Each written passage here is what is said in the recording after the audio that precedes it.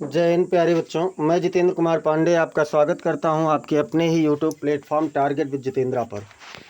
प्यारे बच्चों, इस समय हम लोगों का स्टैंडर्ड इंग्लिश ट्रांसलेशन का सीरीज चल रहा है, जिसमें हम लोग यूज़ ऑफ कंजक्शन को कंप्लीट कर चुके हैं।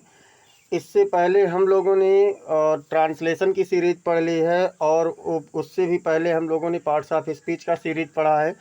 वो सारी चीज़ें, उन सब का प्लेलिस्ट का लिंक आप लोगों को डिस्क्रिप्शन में मिल जाएगा। अगर आप लोगों ने अब तक उन क्लासेस को नहीं देखा है तो वहाँ से जाकर के आप उन समस्त क्लासेस को देख सकते हैं।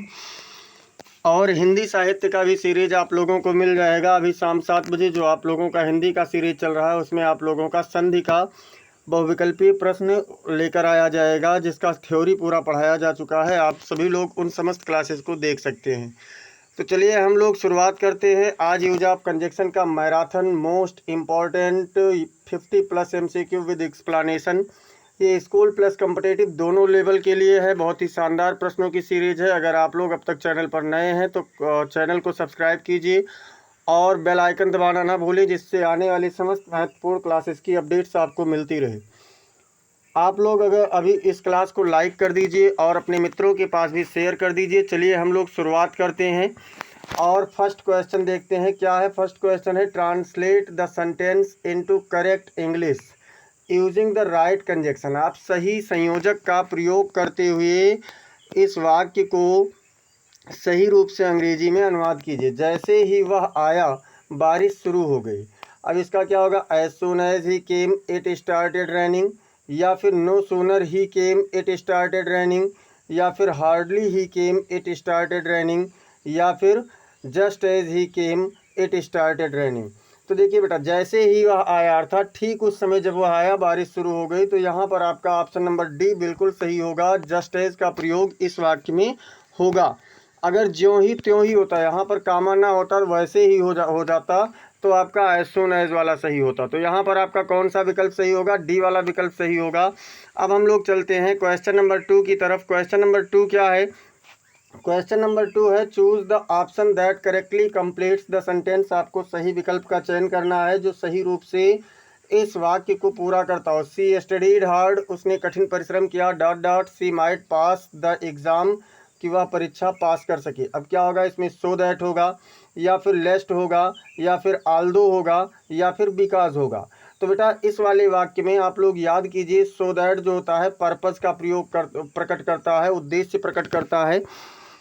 और ए वाला ऑप्शन आपका सही हो जाएगा। उसने वह कठिन रूप से अध्ययन करती थी या पढ़ती थी जिससे कि वह पास हो सके। तो ए वाला विकल्प सो दैट आपका बिल्कुल सही आंसर हो जाएगा। क्वेश्चन नंबर 3 क्या कह रहा है, तो क्वेश्चन नंबर 3 कह रहा है, identify the part of sentence that contains an error. आप इस वाक्य के उस हिस्से का पहचान कीजिए जिसमें एक गलती है।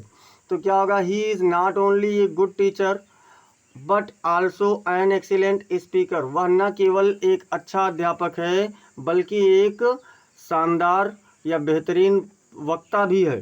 तो क्या इसमें ही इज़ में गलती है, या फिर नॉट ओनली एक गुड टीचर में गलती है, या फिर but also an excellent speaker में गलती है, या फिर कोई एरर नहीं है। तो देखिए, ही is not only a good teacher, वह एक केवल एक अध्यापक नहीं है बल्कि एक अच्छा वक्ता भी है। तो यहाँ पर but also he is an excellent speaker होना चाहिए, यानी सी वाला ऑप्शन आपका बिल्कुल गलत हो जाएगा। यहाँ पर बट आल्सो के बाद में ही इज़ होना चाहिए। ही इज़ होता तो ये आपका सही हो जाता। तो सी वाला ऑप्शन आपका बिल्कुल सही आंसर होगा। अब हम लोग चलते हैं क्वेश्चन नंबर 4 पर। और क्वेश्चन नंबर 4 क्या कह रहा है, क्वेश्चन नंबर 4 कह रहा है, choose the option that conveys the same meaning as given sentence. आपको उस विकल्प का चयन करना है जो ठीक वही विकल्प वाले मतलब वाक्य के अर्थ को प्रकट करता है। He would rather sleep than study, वह पढ़ने की अपेक्षा सोना अधिक पसंद करेगा। अब इसका ऑप्शन क्या होगा, ही प्रीफर्स स्टडीइंग, या फिर he wants to sleep and study, या फिर he prefers sleep to study, या फिर he prefers sleeping over study. तो बेटा प्रीफर के साथ में वर्ब की फर्स्ट फॉर्म लगती है और प्रीपोजिशन टू लगता है। तो यहाँ पर क्या हो जाएगा, ही प्रीफर्स स्लीप टू स्टडी, यानी ऑप्शन नंबर सी आपका बिल्कुल करेक्ट आंसर हो जाएगा। अब हम लोग चलते हैं क्वेश्चन नंबर 5 की ओर। और क्वेश्चन नंबर 5 देखते हैं क्या है। तो क्वेश्चन नंबर 5 है, translate the following sentence into correct Hindi. आपको हिंदी में अनुवाद करना है। ही had hardly reach the station when the train left. इसका क्या होगा, जैसे ही वह स्टेशन पहुंचा ट्रेन चल पड़ी, या फिर वह स्टेशन पहुंचा ही था कि ट्रेन चल दी, या फिर उसके आने से पहले ही ट्रेन चल दी, या फिर उसके स्टेशन पहुंचने के बाद ट्रेन पकड़ी। तो बेटा इसमें होगा कि वह स्टेशन पहुंचा ही था, यानी वह मुश्किल से ही स्टेशन पहुंचा था कि ट्रेन चल दी। ऑप्शन नंबर बी आपका बिल्कुल सही आंसर हो जाएगा। क्वेश्चन नंबर 6 देखते हैं क्या कह रहा है। तो क्वेश्चन नंबर 6 कह रहा है, fill in the blank with the correct phrase to express contrast. विरोध दर्शाने के लिए आपको सही वाक्यांश का चयन करना है, संयोजक का चयन करना है।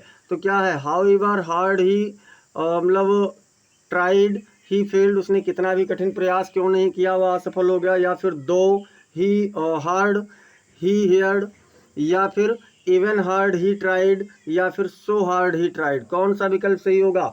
तो बेटा कॉन्ट्रास्ट भी हाउएवर भी प्रकट करता है और दो भी प्रकट करता है, ये दोनों नहीं प्रकट करते इसलिए दोनों कट गए।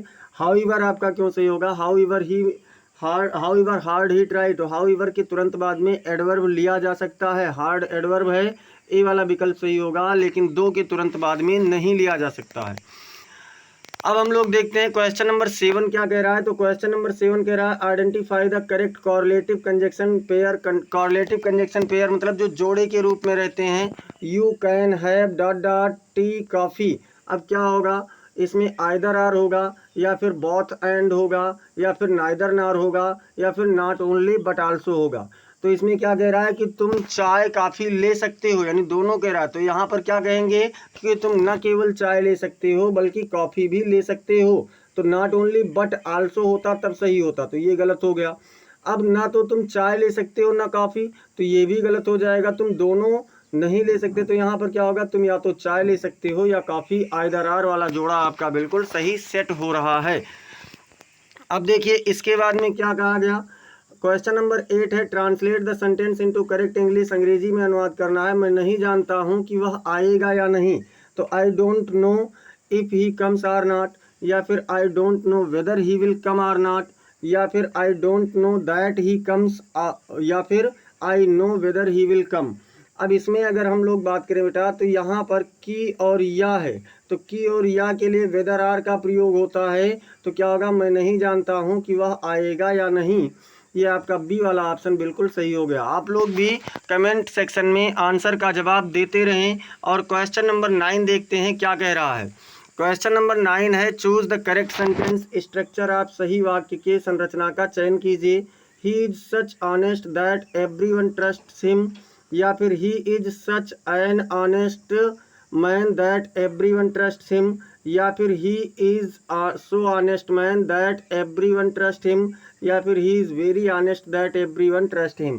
तो सच के बाद में बेटा ए एन या फिर ए या एन का प्रयोग होना चाहिए। और उसके बाद में यहाँ पर देखिए दैट है, तो मैन कह रहे हैं, सजीव है, चल जाएगा, इसलिए बी वाला ऑप्शन आपका बिल्कुल सही आंसर हो जाएगा। क्वेश्चन नंबर 10 क्या कह रहा है। तो क्वेश्चन नंबर 10 कह रहा है, select the sentence that correctly uses so much as. आपको उस सेंटेंस का चयन करना है जिसमें सो मच एज का सही से प्रयोग हुआ है। तो I didn't apologise so much, मतलब मैं इतना अधिक क्षमा नहीं मांगता, या he didn't so much apologise, या वह इतना अधिक क्षमा नहीं मांगता, या फिर he didn't so much as apologise, या फिर he so much didn't apologise. तो बेटा सो मच एज का कह रहा है और ये पूरा एक ही वाक्य में मिल रहा है, तो सी वाला विकल्प आपका बिल्कुल सही आंसर हो जाएगा। अब इसके बाद में हम लोग चलते हैं क्वेश्चन नंबर 11 की ओर। क्वेश्चन नंबर 11, और इससे पहले अगर आप लोगों ने बेटा क्लास को लाइक नहीं किया है तो लाइक कर दीजिए सभी लोग, और इसे शेयर कर दीजिए। बहुत ही शानदार क्वेश्चन है कंजक्शन से। अब कंजक्शन आप कभी नहीं भूल सकते और ना ही आपका गलत हो सकता है। क्वेश्चन नंबर 11 कह रहा है, choose the correct option to express purpose. उद्देश्य प्रकट करना है। तो she left early dot dot she could catch the bus. अब यहाँ पर सो दैट होगा, या लेस्ट होगा, या फिर बिकॉज होगा, या फिर हाउ एवर होगा। तो हाउएवर विरोध प्रकट करता है, ये नहीं होगा। बिकॉज कारण प्रकट करता है, ये भी नहीं होगा। लेस्ट आशंका प्रकट करता है, ये भी नहीं होगा। और सो दैट क्या है, उद्देश्य प्रकट करता है, तो सो दैट आपका हो जाएगा ए वाला ऑप्शन आपका बिल्कुल सही आंसर हो जाएगा। क्वेश्चन नंबर 12 देखते हैं क्या कह रहा है। तो क्वेश्चन नंबर 12 कह रहा है translate the sentence using the appropriate clause. आपको उचित क्लॉज का चयन करते हुए इस वाक्य का अनुवाद करना है। वह भाग गया ताकि पकड़ा न जाए। तो he ran so that he may not be caught, या फिर he ran lest he should be caught, या फिर he ran so that he could not be caught, या फिर he ran in order to get caught. अब देखिए बेटा, इन order to मतलब होता है के लिए, और सो दैट के साथ में अगर मे या माइट मिल रहा है तो वही आपका सही होगा। लेकिन आपको जब पहला वाक्य प्रेजेंट में होगा तब, तो पहला उपवाक्य आपका पास्ट में है, इसलिए यहाँ पे मे नहीं माइट होना चाहिए। तो अब आपका कुड या कैन का भी प्रयोग हो सकता है, और सी वाला विकल्प आपका बिल्कुल सही आंसर हो जाता है। क्वेश्चन नंबर 13 क्या कह रहा है। तो क्वेश्चन नंबर 13 कह रहा है identify the part with the grammatical error. ऐसे पार्ट को आपको चयन करना है जिसमें ग्रामेटिकल एरर है। तो क्या होगा, no sooner the match started then it began to rain. मतलब ज्यों ही वर्षा शुरू हुई त्यों ही ज्यों ही मैच शुरू हुआ त्यों ही वर्षा होने लगी। तो नो सूनर में गलती है, या द मैच स्टार्टेड में गलती है, या फिर देन इट बिगेन में गलती है, या फिर कोई एरर नहीं है। तो अगर हम लोग बात करें बेटा, तो इसमें नो सूनर के बाद में हमने बताया था कि पहले उपवाक्य की हेल्पिंग वर्ब को लिया जाता है, और उसके अनुसार तो यहाँ द मैच स्टार्टेड नहीं, डिड द मैच स्टार्ट होना चाहिए। तो ये बी वाला विकल्प आपका बिल्कुल सही आंसर हो जाएगा, क्योंकि एरर इसी में है। अब हम लोग चलते हैं क्वेश्चन नंबर 14। क्वेश्चन नंबर 14 कह रहा है choose the correct phrase to indicate action occurring at the same time. एक समान समय पर घटित होने वाले घटना को प्रदर्शित करने वाले वाक्यांश का या कंजक्शन का आप चयन कीजिए। तो ही इंटर्ड डॉट है डॉट डॉट पहले, द ऑडियंस स्टूड अप। अब इसमें एज सून एज होगा, या फिर जस्ट एज होगा, या फिर नो सूनर होगा, या फिर व्हाइल होगा। तो एज सून एज जब होता है तो जब वो पहुंचा तब लोग खड़े हुए। लेकिन जस्ट एज क्या होता है बेटा कि ठीक उस समय जब वह पहुंचा तो लोग खड़े हो गए, या लोग खड़े हुए ठीक उस समय जब वह पहुंचा। तो बी वाला विकल्प आपका बिल्कुल सही आंसर हो जाएगा। क्वेश्चन नंबर 15 क्या कह रहा है। क्वेश्चन नंबर 15 कह रहा है choose the word that best expresses contrast. आपको ऐसे शब्द का चयन करना है जो बहुत अच्छे तरीके से विरोध प्रकट करता है। डॉट डॉट है, फिर रिच है, ही में भी वह हो सकता है, मतलब वह अमीर हो सकता है, ही इज़ नॉट जनरस, वह उदार नहीं हो सकता। अब हाउएवर होगा, या सो मच एज होगा, या फिर वेदर होगा, या फिर दो होगा। तो वेदर तो हो नहीं सकता, सो मच एज मात्रा प्रकट करता है वो भी नहीं होगा, दो विरोध प्रकट करता है लेकिन नहीं होगा। यहाँ पर हाउएवर होगा, यानी वह कितना ही अमीर क्यों ना हो जाए वह उदार नहीं हो सकता। ए वाला विकल्प आपका बिल्कुल सही आंसर हो जाएगा। अब देखते हैं क्वेश्चन नंबर 16 क्या कह रहा है। तो क्वेश्चन नंबर 16 कह रहा है identify the correct sentence with would rather. Would rather के साथ में आप लोगों को सही वाक्य का चयन करना है। He would rather to sleep than work, या फिर he would rather sleep than work, या फिर he would prefer sleep than work, या फिर he would rather sleeping than working.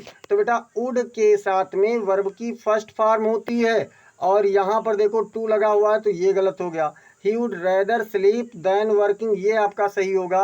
इसमें रैदर है ही नहीं, प्रीफर है ये नहीं होगा, और यहाँ आईएनजी है तो ये भी नहीं होगा। बी वाला विकल्प आपका बिल्कुल सही आंसर हो जाएगा। अब देखते हैं क्वेश्चन नंबर 17 क्या कह रहा है। तो क्वेश्चन नंबर 17 कह रहा है fill in the blank with ये सुटेबल कॉर्लेटिव। मतलब आपको एक पेयर वाले कंजक्शन का सही चयन करना है। तो क्या होगा, he is dot dot honest, फिर डॉट डॉट है, फिर ब्रेव है।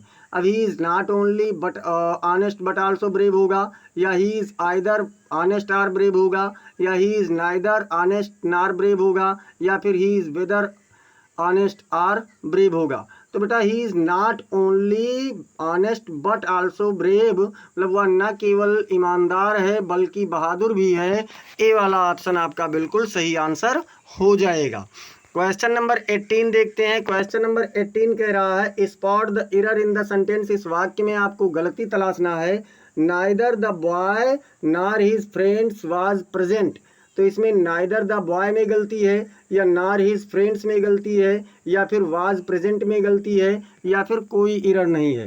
तो बेटा जब आइदर आर से जुड़ा हो दो सब्जेक्ट, या फिर नाइदर नार से जुड़ा हो, या फिर एज वेल एज से जुड़ा हो, तो क्रिया हमेशा दूसरे कर्ता के अनुसार लगती है, और दूसरा कर्ता इसमें हिज फ्रेंड्स है, बहुवचन है, तो यहाँ पर वाज नहीं वियर होना चाहिए। इसलिए सी वाला विकल्प आपका बिल्कुल सही आंसर हो जाएगा। क्वेश्चन नंबर 19 क्या कह रहा है? क्वेश्चन नंबर 19 है choose the correct option to express a limit. एक सीमा, एक मात्रा बताने के लिए आपको करना है। यू में stay here dot dot you want. अब यहाँ पर क्या होगा? एज लॉन्ग एज होगा, या एज फार एज होगा, या सो मच एज होगा, या अंटिल होगा। तो अंटिल का मतलब होता है जब तक कि ना, तो ये नहीं होगा। सो मच एज मात्रा प्रकट करता है, यहाँ समय की बात हो रही है, ठहरने की बात हो रही है। एज फार एज दूरी प्रकट करता है, लेकिन एज लॉन्ग एज समय प्रकट करता है। तो ऑप्शन नंबर ए आपका बिल्कुल सही आंसर हो जाएगा। क्वेश्चन नंबर 20 देखते हैं क्या कह रहा है। तो क्वेश्चन नंबर 20 कह रहा है translate into Hindi using appropriate structure. सही स्ट्रक्चर का, सही संरचना का चयन करते हुए आप इसका हिंदी में अनुवाद कीजिए। He is such a fool that he trusts everyone. वह इतना मूर्ख है कि सब पर भरोसा करता है। या फिर वह मूर्ख है और सब पर भरोसा करता है, या फिर वह मूर्ख है और इसलिए सब पर भरोसा करता है, या फिर वह मूर्ख है जो सब पर भरोसा करता है। तो बेटा जब सच एज का प्रयोग होगा तो ऐसा, ऐसी, ऐसे, या फिर इतना, इतनी, इतने मिलेगा, जो कि इन 3 वाक्यों में नहीं मिल रहा है, केवल फर्स्ट वाक्य में मिल रहा है। इसलिए आपका ए वाला ऑप्शन बिल्कुल सही आंसर हो जाएगा। Question number 21। क्वेश्चन नंबर 21 क्या कह रहा है? तो क्वेश्चन नंबर 21 कह रहा है कि choose the sentence with correct structure. सही संरचना वाले वाक्य का आप चयन कीजिए। Hardly had he spoken when the crowd have clapped.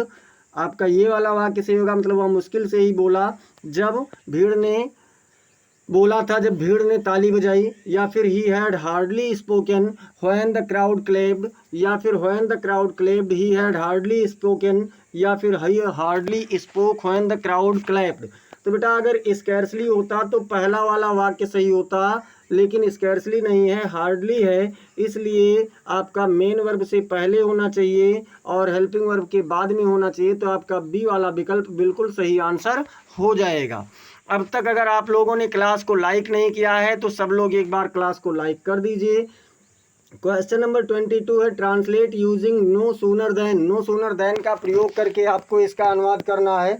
जैसे ही वह बैठा घंटी बजी, तो no sooner he sat than the bell rang होगा, या फिर no sooner did he sit than the bell rang होगा, या फिर as soon as he sat the bell rang होगा, या फिर just as he sat the bell rang होगा। तो जस्ट एज और एज सून एज ये गलत हो जाएगा, क्योंकि कहा गया है कि नो सूनर देन का प्रयोग करके बनाइए। और जब नो सूनर लगता है तो उसके बाद में, तुरंत बाद में पहले उपवाक्य का हेल्पिंग वर्ब लगता है, जो कि आपके पहले वाक्य में नहीं है, लेकिन दूसरे वाक्य में देखिए है। तो आपका दूसरा वाक्य ही सही आंसर होगा। बी वाला विकल्प आपका बिल्कुल सही आंसर हो जाएगा। क्वेश्चन नंबर 23 क्या कह रहा है? तो क्वेश्चन नंबर 23 कह रहा है complete the sentence using correlative conjunction. आपको सही यानी जोड़े वाले संयोजक का चयन करते हुए इस वाक्य का पूरा करना है। तो यू कैन डॉट डॉट है eat the cake dot dot drink the juice.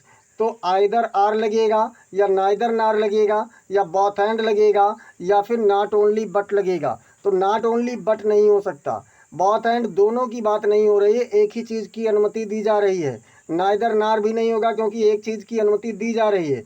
तो you can either eat the cake और ड्रिंक द जूस। तुम या तो केक खा सकते हो या फिर जूस पी सकते हो। ऑप्शन नंबर ए आपका बिल्कुल सही आंसर हो जाएगा। क्वेश्चन नंबर 24 क्या कह रहा है? तो क्वेश्चन नंबर 24 कह रहा है choose the best meaning of as far as I no.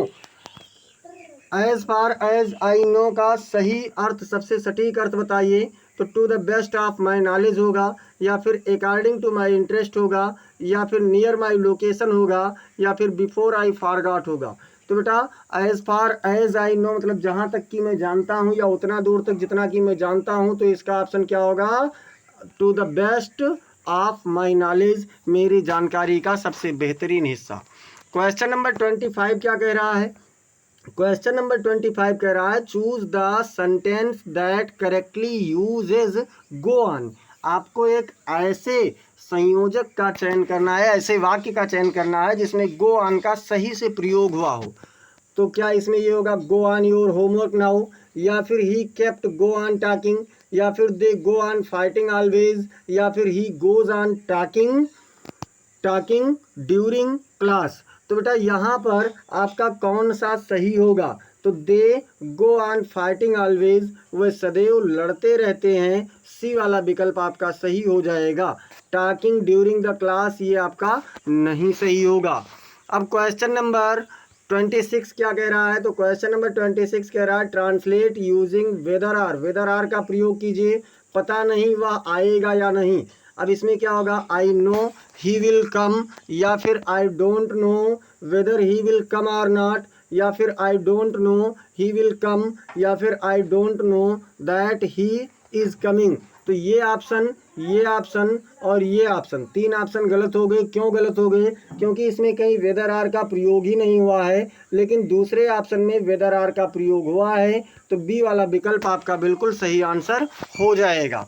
Question number 27 क्या कह रहा है? तो क्वेश्चन नंबर 27 कह रहा है choose the correct clause to show intent. मतलब भाव को प्रकट करने के लिए, विचार को प्रकट करने के लिए आपको एक सही उपवाक्य का चयन करना है। सी क्लोज द विंडो, उसने खिड़की बंद कर दिया, dot dot the noise so that she could avoid the noise होगा, या लेस्ट द नॉइज होगा, या सो मच एज होगा, या फिर टू होगा। तो इसमें बेटा so that she could avoid the noise, ताकि वह शोर से बच सके, ए वाला ऑप्शन आपका बिल्कुल सही आंसर हो जाएगा। क्वेश्चन नंबर 28 क्या कह रहा है? क्वेश्चन नंबर 28 है choose the grammatically correct sentence. आपको ग्रामर के अनुसार सही वाक्य का चयन करना है। He not only dances but also sings, या फिर he dances not only but also sings, या फिर he not only dances also sings होगा, या फिर he both dances and sings not only.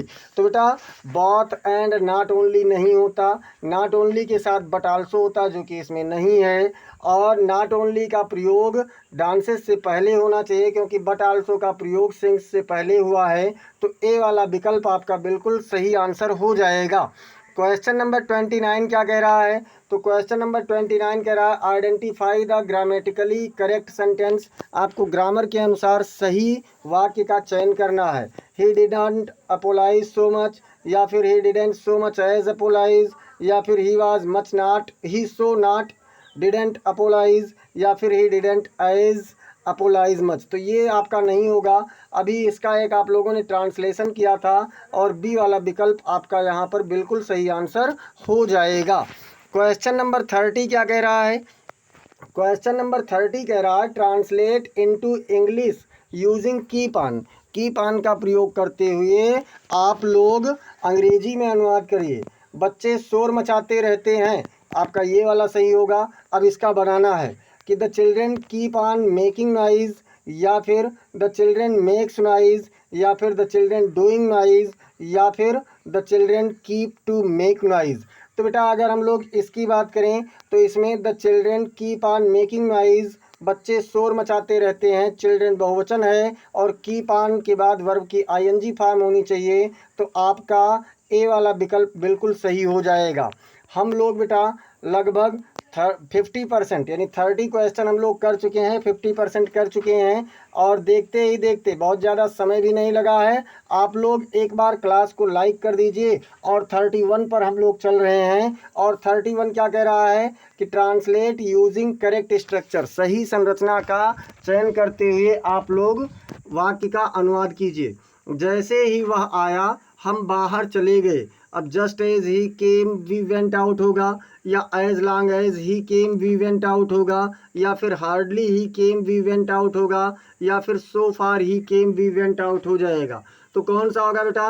तो इसमें जस्ट एज का प्रयोग होगा, जैसे ही यानी ठीक उस समय जब। तो ए वाला विकल्प आपका बिल्कुल सही आंसर हो जाएगा। क्वेश्चन नंबर 32 क्या कह रहा है?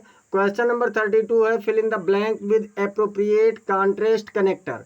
आपको कॉन्ट्रास्ट वाला, विरोध वाले उचित संयोजक का चयन करना। डॉट डॉट है, hard he worked he failed, वह कितना ही कठिन परिश्रम क्यों ना करे वह असफल हो गया। तो यहाँ पर क्या होगा, हाउएवर होगा या एज फार एज होगा या बिकॉज होगा या सो दैट होगा। तो सो दैट उद्देश्य प्रकट करता है, बिकॉज कारण प्रकट करता है, एज फार एज दूरी प्रकट करता है, लेकिन हाउएवर विरोध प्रकट करता है। तो ए वाला विकल्प आपका बिल्कुल करेक्ट आंसर हो जाएगा। क्वेश्चन नंबर 33 क्या कह रहा है, तो क्वेश्चन नंबर 33 कह रहा है spot the error in use of correlative conjunction. आप एक कॉर्लेटिव कंजक्शन में गलती ढूंढिए। तो he neither came or called, तो यहाँ पर है कि वह ना तो आया और या ना बुलाया गया। तो क्या होगा, ही होगा या नाइदर होगा या आर होगा या नो एरर होगा। तो बेटा नाइदर के साथ में आर होता है, नार होता है, आर नहीं होता है। यहाँ पर नार होना चाहिए, तो सी वाला विकल्प आपका सही आंसर हो जाएगा। क्वेश्चन नंबर 34 कह रहा है choose the class that best fits. आपको एक ऐसे वाक्य का, एक ऐसे संयोजक का चयन करना है जो सही से सेट हो जाए। I will help you dot dot you are honest. अब यहाँ पर एज लॉन्ग एज होगा या एज मच एज होगा या फिर सो मच एज होगा या फिर वेदर होगा। तो बेटा ये कह रहा है कि मैं तुम्हारी तब तक मदद करूँगा जब तक आप ईमानदार हो, यानी एज लॉन्ग एज क्या करता है, समय प्रकट करता है। तो ए वाला विकल्प आपका बिल्कुल सही आंसर हो जाएगा। क्वेश्चन नंबर 35 क्या कह रहा है, क्वेश्चन नंबर 35 कह रहा है translate to Hindi using so that. आपको सो दैट का प्रयोग करते हुए हिंदी में अनुवाद करना है। मतलब हिंदी में सो दैट नहीं मिलेगा, उसका आपको अर्थ बताते हुए करना है। He works hard so that he can earn money. वह पैसा कमाने के लिए मेहनत करता है, या फिर वह पैसा कमा कर मेहनत करता है, या फिर वह पैसा कमाने के कारण मेहनत करता है, या फिर वह मेहनत करता है क्योंकि उसे पैसा चाहिए। तो बेटा सो दैट क्या करता है, उद्देश्य प्रकट करता है। इसमें देखिए तो क्या इसमें उद्देश्य प्रकट हो रहा है या फिर यहाँ पर कोई कंजक्शन का रूप नहीं ले रहा है। तो ये क्या है कि वह मेहनत करता है क्योंकि उसे पैसा चाहिए, अर्थात वो मेहनत करता है जिससे कि वह पैसा कमा सके। ऑप्शन नंबर डी आपका बिल्कुल सही आंसर हो जाएगा। क्वेश्चन नंबर 36 कह रहा है identify the correct sentence using would rather. Would rather का प्रयोग करते हुए सही वाक्य का चयन कीजिए। तो क्या होगा, I would rather to stay than go, या फिर I rather stay than go, या फिर I would rather stay than go, या फिर I would stay than rather go. तो क्या होगा बेटा, आई वुड के साथ टू स्टे गलत हो जाएगा, यहाँ पर वुड है ही नहीं। इसमें अगर देखें तो would rather stay than go है, और यहाँ पर रेदर नहीं है चौथे ऑप्शन में। तो सी वाला ऑप्शन आपका बिल्कुल सही आंसर हो जाएगा। अब हम लोग चलते हैं क्वेश्चन नंबर 37। क्वेश्चन नंबर 37 क्या कह रहा है, क्वेश्चन नंबर 37 कह रहा है select the sentence that usage such that correctly. आपको एक ऐसे वाक्य का चयन करना है जिसमें सच दैट का प्रयोग सही से किया गया है। तो क्या होगा, ही is such intelligent that he passed, या फिर ही is such an intelligent boy that he passed, या फिर ही is such the intelligent that he passed, या फिर ही is such the intelligent that he passed. तो बेटा यहाँ पर आप लोग देख लीजिए कि सच के बाद में ए या एन का प्रयोग होता है, जो कि आपको एक ही ऑप्शन में मिल रहा है। तो कौन सा ऑप्शन सही होगा, ऑप्शन नंबर बी आप लोगों का करेक्ट आंसर होगा। क्वेश्चन नंबर 38 क्या कह रहा है, तो क्वेश्चन नंबर 38 कह रहा है ट्रांसलेट यूजिंग करेक्ट कॉर्लेटिव। आपको उचित कंजक्शन का, जो पेयर वाले कंजक्शन का प्रयोग करना। या तो तुम यहाँ रुको या मैं चला जाता हूँ, either you stay here or I go, या फिर either you will stay here stay or I shall go, या फिर either you stay here or I leave, या फिर either stay or I go. तो क्या होगा बेटा, आइदर यू स्टे हियर, या तो तुम यहाँ रुको, आर आई गो, या फिर मैं चला जाता हूँ। अब हम लोग चलते हैं क्वेश्चन नंबर 39 पर।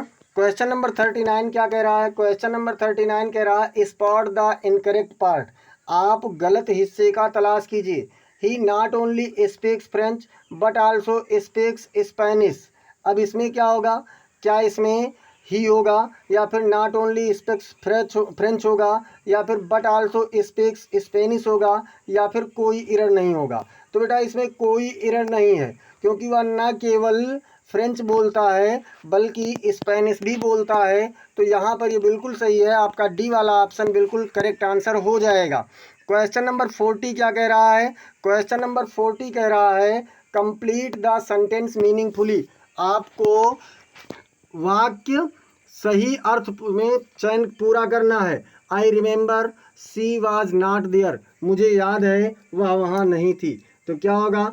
सो फार एज होगा, या फिर एज लॉन्ग एज होगा, या फिर सो मच एज होगा, या फिर एज सून एज होगा। एज सून एज मतलब ज्यों ही त्यों ही, तो ये नहीं होगा। सो मच एज मात्रा प्रकट करता है, ये भी नहीं होगा।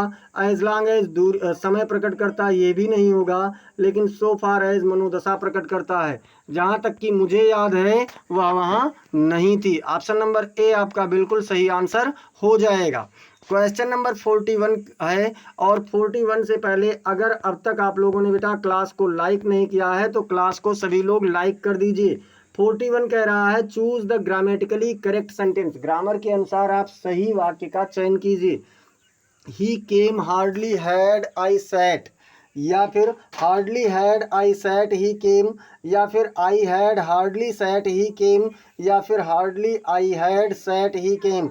तो इसमें सी वाला ऑप्शन होगा, सब्जेक्ट होगा, उसके बाद हेल्पिंग वर्ब होगा, फिर आपका हार्डली, उसके बाद में फिर आपका मेन वर्ब होगा। तो ये आपका कौन सा ऑप्शन? सी वाला बिल्कुल सही आंसर हो जाएगा।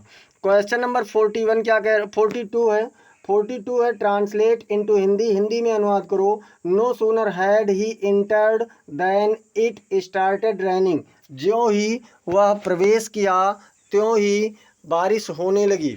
अब इसमें वह जैसे ही अंदर आया बारिश शुरू हो गई, या फिर वह अंदर आया तो बारिश नहीं हुई, नहीं की बात हो ही नहीं रहा है। जब वह अंदर आया तब बारिश शुरू हुई, ये भी नहीं होगा। वह अंदर आया क्योंकि बारिश हो रही थी, ये भी नहीं होगा। वह जैसे ही अंदर आया बारिश शुरू हो गई। ऑप्शन नंबर ए आपका बिल्कुल सही आंसर हो जाएगा। क्वेश्चन नंबर 43 देखते हैं क्या कह रहा है। क्वेश्चन नंबर 43 है बेटा चूज द बेस्ट कनेक्टर, आपको सही संयोजक का चयन करना है। तो लेट मी नो, मुझे जानने दो, dot dot you will join और नॉट। अब यहाँ पर वेदर होगा, या फिर आइदर होगा, या फिर आल्दो होगा, या फिर दैट होगा। अब यहाँ पर बेटा दैट और आल्दो नहीं होगा, क्योंकि इधर और लगा हुआ है। तो आइदर के साथ आर हो सकता है, लेकिन ये भी नहीं होगा, क्योंकि विकल्प पूछ रहा है, कह रहा है मुझे जानने दो कि क्या आप आएंगे या नहीं। ऑप्शन नंबर ए आपका बिल्कुल सही आंसर हो जाएगा। क्वेश्चन नंबर 44 क्या कह रहा है? तो क्वेश्चन नंबर 44 कह रहा है आइडेंटिफाई द करेक्ट कॉर्लेटिव यूज, आपको सही जोड़े वाले संयोजक का चयन करना है। कौन सा ऑप्शन होगा? He as well as his friends are coming, या फिर he as well as his friends is coming, या फिर he and his friends is coming, या फिर he and also his friends are coming.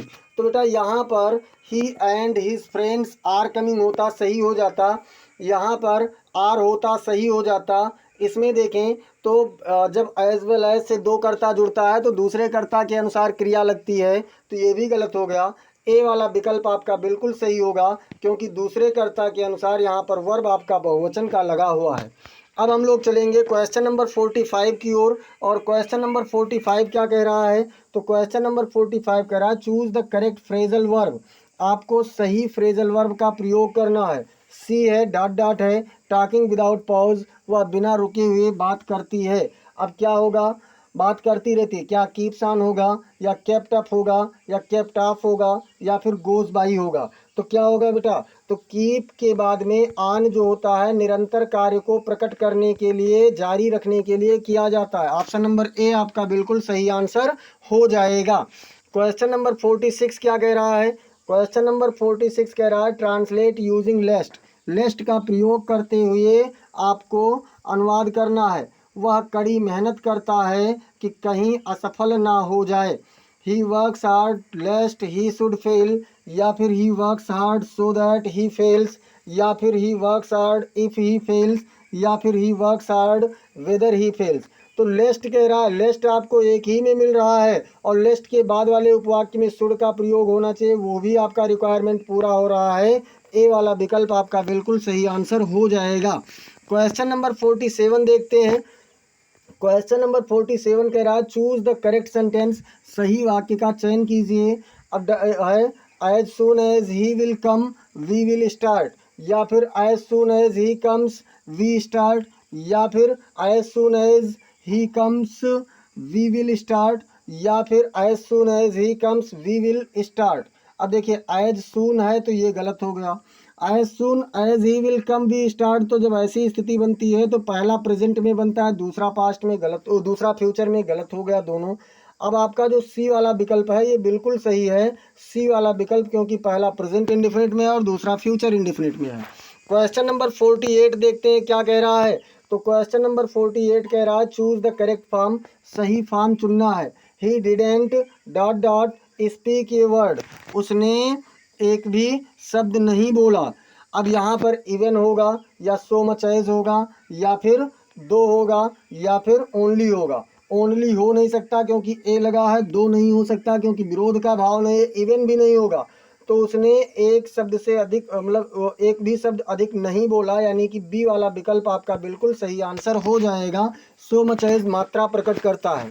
Question number 49 क्या कह रहा है। तो क्वेश्चन नंबर 49 है pick the grammatically correct sentence, grammar के अनुसार सही वाक्य का चयन कीजिए। However rich he is humble, वह कितना ही अमीर क्यों ना हो वह विनम्र है, या फिर how much ever rich he is humble होगा, या फिर हाउ एवर ही रिच, या फिर how ever he is rich.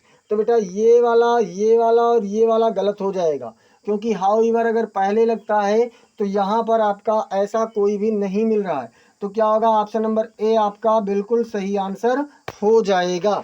अब देखते हैं क्वेश्चन नंबर 50 क्या कह रहा है। तो क्वेश्चन नंबर 50 है ट्रांसलेट यूजिंग करेक्ट कॉर्लेटिव, आप उचित जोड़े वाले संयोजक का चयन करते हुए अंग्रेजी में अनुवाद कीजिए। ना वह गया और ना ही उसने फ़ोन किया। अब क्या होगा, ही डिडेंट गो नार he called, neither he went नार कॉल्ड, या फिर ही नाइदर वेंट नार कॉल्ड, या फिर ही नाइदर गो नार कॉल्ड। तो बेटा क्या होगा, यहाँ पर नाइदर ही वेंट नार कॉल्ड, ना तो वह गया ना ही उसने फ़ोन किया। बी वाला ऑप्शन बिल्कुल आपका सही आंसर हो जाएगा। क्वेश्चन नंबर 51 और 51 पहुंच गए हैं। मात्र 10 क्वेश्चन और बचे हैं आप लोगों के, अंत तक जुड़े रहिए। और अगर क्लास को अब तक लाइक नहीं किए हैं तो लाइक कर दीजिए, बहुत ही शानदार क्वेश्चन की सीरीज चल रही है। 51 कह रहा है translate the sentence using as well as का प्रयोग करते हुए, वह गाती है और नृत्य भी करती है। तो क्या होगा, she sings and dances also, या फिर she sings and dances too, या फिर she sings as well as dances, या फिर she sings not only dances. देखिए एज वेल एज का प्रयोग करके बनाना है, जो कि आपको एक ही ऑप्शन में मिल रहा है, ऑप्शन नंबर सी, और यही आपका करेक्ट आंसर हो जाएगा।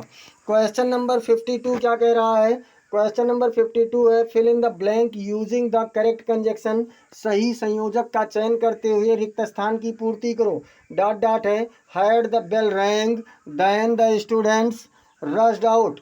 अब यहाँ पर नो सूनर होगा या हार्डली होगा या जस्ट होगा या एज सून एज होगा। देन लगा है तो हार्डली के साथ देन नहीं लगता, जस्ट के साथ भी देन नहीं लगता, एज सून एज के साथ यहाँ कामा लगता है, लेकिन नो सूनर के साथ में देन लगता है। ऑप्शन नंबर ए आपका बिल्कुल करेक्ट आंसर हो जाएगा। क्वेश्चन नंबर 53 क्या कह रहा है। तो क्वेश्चन नंबर 53 कह रहा है choose the correct sentence expressing preferences, आपको प्रेफरेंस यानी चयन को का प्रकट करने वाले विकल्प का चयन करना है। I would rather go out than stay in, या फिर I would rather go out than to stay in, या फिर I rather to go out than stay in, या फिर I would go out rather than stay. तो बेटा यहाँ पर मैं बता दूँ, आई वुड क्या होगा, I would go out rather than stay, मैं ठहरने की अपेक्षा बाहर जाना अधिक पसंद करूँगा। डी वाला विकल्प आपका बिल्कुल सही आंसर हो जाएगा। क्वेश्चन नंबर 54, क्वेश्चन नंबर 54 कह रहा है spot the error in the sentence, आपको वाक्य में गलती का चयन करना है। He did I didn't know, मैं नहीं जानता था, that whether he would attend the meeting और नॉट, कि क्या वह मीटिंग में आएगा या नहीं। अब इसमें कह रहा आई डिडेंट नो, मैं नहीं जानता था, क्या इसमें एरर है, या फिर दैट वेदर में एरर है, या फिर दैट ही वुड अटेंड में एरर है, या फिर नो एरर में एरर है।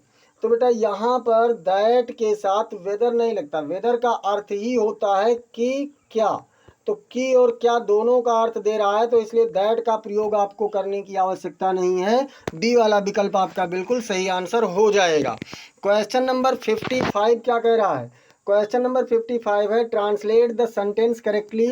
आप वाक्य का सही से चयन कीजिए। सी नाइदर कॉल्ड नार मैसेज्ड मी, उसने ना तो फ़ोन किया ना ही मुझे मैसेज किया, ये वाला होगा। या फिर उसने कॉल नहीं किया और मैसेज किया, या फिर उसने कॉल या मैसेज किया, या फिर उसने केवल मैसेज किया। तो बेटा आपका जो मैंने हिंदी बताया है उसके अनुसार आपका ए वाला विकल्प सही होगा कि उसने ना तो मुझे फ़ोन किया ना ही मैसेज किया। अब चलते हैं क्वेश्चन नंबर 56 क्या कह रहा है? क्वेश्चन नंबर 56 है कंप्लीट द सेंटेंस मीनिंगफुली। वाक्य का अर्थपूर्ण रूप से वाक्य को पूरा करो। It was dot dot a boring lecture that students started yawning. अब सच होगा, या फिर सो होगा, या फिर सच ये होगा, या फिर सच दा होगा। सच दा नहीं होगा, ए यहाँ पर लगा हुआ है तो सच ये भी नहीं होगा, सो नहीं होगा। या इतना अधिक उबाऊ लेक्चर था कि बच्चे ऊँघने लगे, जम्हाइयाँ लेने लगे। तो ए वाला विकल्प आपका बिल्कुल सही जवाब हो जाएगा। क्वेश्चन नंबर 57, क्वेश्चन नंबर 57 है select the sentence that correctly uses keep on. आप एक ऐसे वाक्य का चयन कीजिए जो सही रूप से कीप ऑन का प्रयोग दर्शाता है। She kept on study to study, या फिर सी केप्ट ऑन स्टडीइंग, या फिर सी कीप ऑन स्टडीइंग, या फिर she keeps on studying. Kept on के बाद टू नहीं लगता, गलत हो जाएगा। और कीप्स ऑन के बाद या केप ऑन के बाद में आईएनजी फॉर्म होता है जो कि आपको एक ही में मिल रहा है। तो बी वाला विकल्प आपका बिल्कुल सही आंसर हो जाएगा। क्वेश्चन नंबर 58 देखते हैं बेटा। क्वेश्चन नंबर 58 क्या कह रहा है? Translate using so that. So that का प्रयोग करते हुए आप लोगों को इसका अनुवाद करना है। वह नियमित पढ़ता है ताकि परीक्षा पास कर सके। अब क्या होगा? He studies regularly so that he may pass the exam, या फिर he studies regularly so he can pass the exam, या फिर he studies regularly lest he fails, या फिर he studies regularly because he will pass. अब देखिए so that कह रहा है जो कि एक ही ऑप्शन में मिल रहा है और ये सारे रिक्वायरमेंट भी पूरा कर रहा है, तो आपका ए वाला विकल्प बिल्कुल सही आंसर हो जाएगा। क्वेश्चन नंबर 59, क्वेश्चन नंबर 59 क्या कह रहा है? Complete the sentence to express time condition. समय वाले शर्त को प्रकट करने के लिए आपको सही कंजक्शन का, सही वाक्य का चयन करना है, पूरा करना है। यू में stay here dot dot you wish. अब एज फार एज होगा, या एज लॉन्ग एज होगा, या एज सून एज होगा, या एज मच एज होगा। एज मच एज मात्रा प्रकट करता है, एज फार एज दूरी प्रकट करता है। एज सून एज शुरुआत में लगता है तो ये भी नहीं होगा। अब बचा क्या? As long as. तो बी वाला विकल्प आपका बिल्कुल सही आंसर हो जाएगा। क्वेश्चन नंबर 60 है। क्वेश्चन नंबर 60 कह रहा है कि identify the grammatically correct sentence. आप ग्रामर के अनुसार सही वाक्य का चयन कीजिए। He didn't even say sorry, he didn't so much as say sorry, मतलब उसने सॉरी भी नहीं कहा, क्षमा भी नहीं मांगा, या फिर उसने उतना अधिक क्षमा नहीं मांगा, या फिर ही नॉट से सॉरी इवन, या फिर उसने क्षमा भी नहीं मांगा, या फिर he didn't say sorry so much. तो क्या होगा बेटा? सो मच एज है, उसने उतना अधिक क्षमा भी नहीं मांगा। बी वाला विकल्प आपका बिल्कुल सही आंसर हो जाएगा। ये हम लोगों का बेटा 60 क्वेश्चन का इम्पोर्टेंट सीरीज था। अभी आप लोगों का हिंदी का भी क्वेश्चन बहुविकल्पीय लाया जाएगा संधि से संबंधित। तो तब तक के लिए अगर आप लोग अब तक चैनल को सब्सक्राइब नहीं किए हैं तो चैनल को सब्सक्राइब कर लीजिए और बेल आइकन दबा दीजिए, और प्लस क्लास को लाइक कर दीजिए। प्लस क्या करना है? अपने मित्रों के पास इसे शेयर करना है, और कमेंट सेक्शन में आपको बताना है कि आपके कुल कितने प्रश्न सही हुए और आप लोगों को ये क्लास कैसी लगी। मिलते हैं अभी थोड़ी देर बाद आप लोगों से पुनः हिंदी के संधि वाले पार्ट में बहुविकल्पीय प्रश्नों के साथ। तब तक के लिए जय हिंद, जय भारत।